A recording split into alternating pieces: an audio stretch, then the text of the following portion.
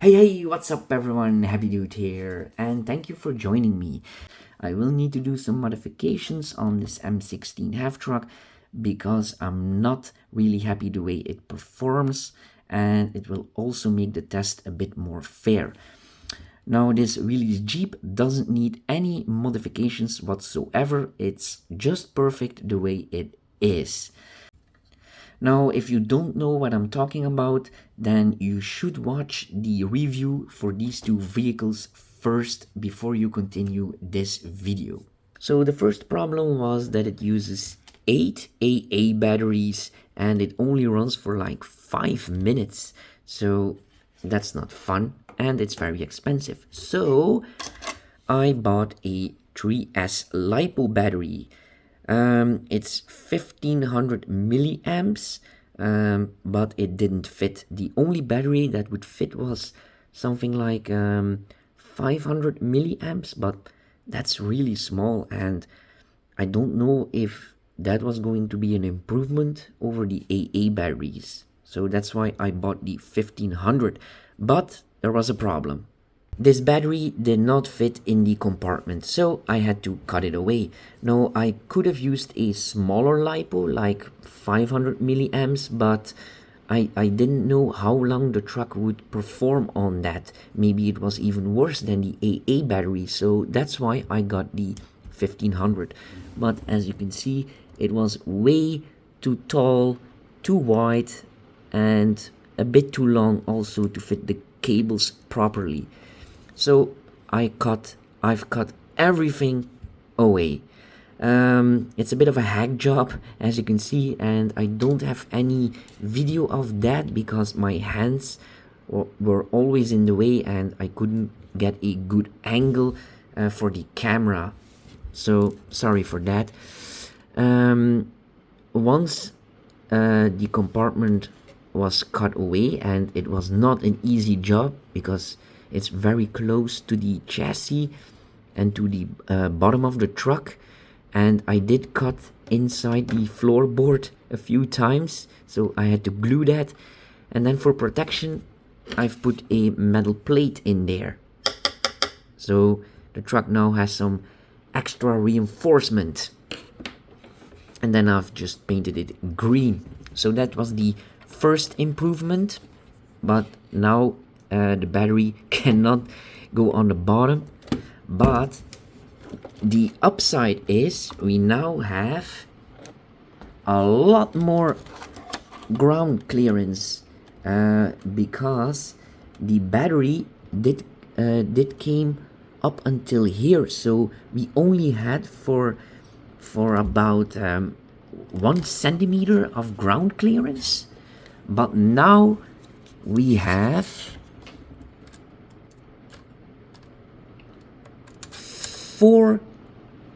almost 5 centimeters of ground clearance. So now I just put the battery in here, and in the future I'm gonna make something so you don't see it. And I did have to drill a hole to put the cable through and solder this little plug on here. And now I can remove this without any problems because I've glued some magnets onto this platform and then some metal bolts that I cut off and glue them on there. So now it's very easy to get this in and out.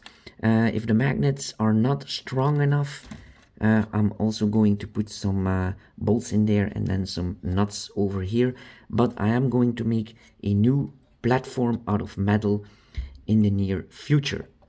But for now, this is good enough. And I've also had to remove these ammo boxes that were here, and everything on this truck is glued, so even if I remove the screws, the truck still won't come apart because they've glued everything on my model. I don't know if they did that on every model, but mine is completely glued together. So now we are going to test it out and see how well and how long it can perform. Oh, it's got a lot more spunk now.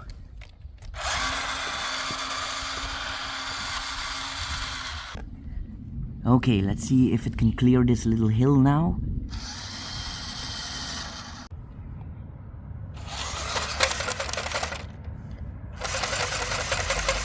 Oh, yeah, it's the battery compartment that's stuck. Oh yeah, no problem.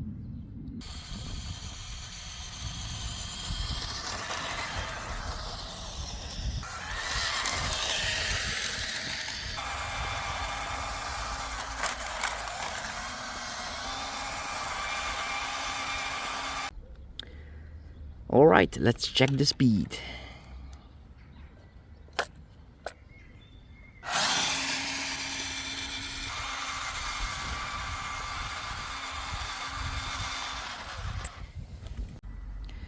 And the maximum speed was 8.6 kilometers an hour. Not bad. Before it was, I believe, 7.2. Okay, now let's see how it performs on grass.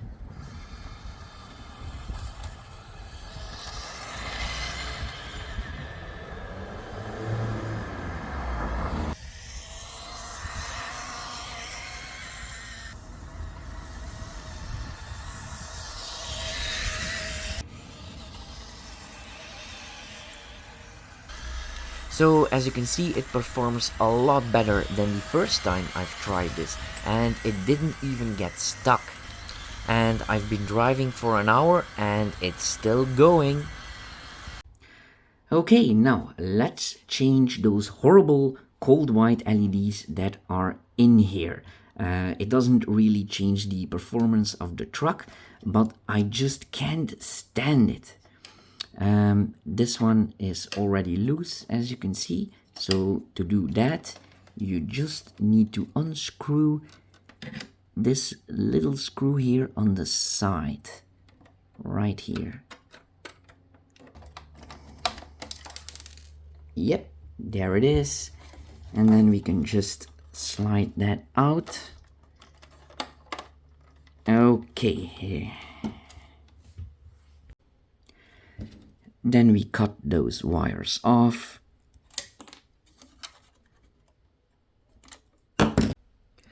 Now I don't really see a safe way to remove the LED from its housing. There are two options. So cut it off here and then glue it back, or drill out this little lens here. I think I'm going to do that. I'm going to use a drill of 6 millimeters.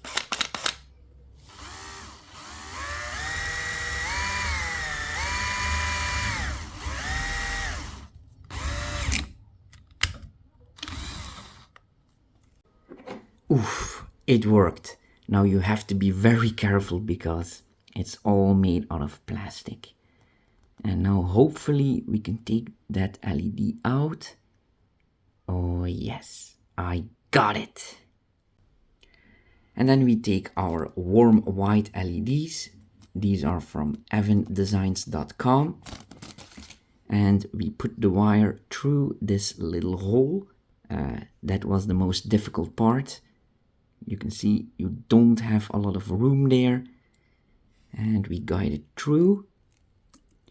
And then we just fill that up with see-through 2 components glue. But before we do that, we need to check if the LED works. And it does. And now we are going to mix some glue.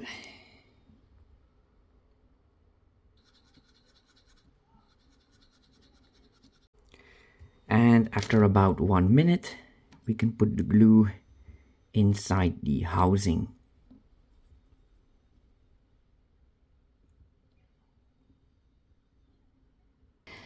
And now I'm going to take out the old wires because I don't want the lights to activate when the engine turns, and the new LEDs will work on 3 volt, not 12. And now we are going to solder the transistor to the LED.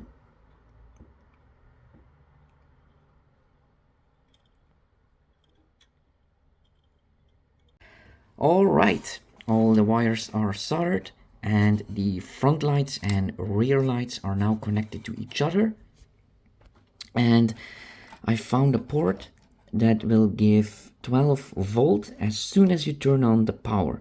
It's this one, but I had to remove that little plastic because the positive and negative is switched around.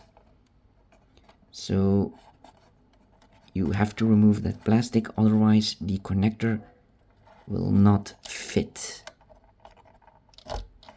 Okay, let's turn off the lights here. Now let's turn on the power. Oh yes, the lights work. Nice. And the rear lights too. Awesome. So that looks a lot better, doesn't it? Thank you for watching, and don't forget to like and subscribe, and you all have a nice day now. Bye!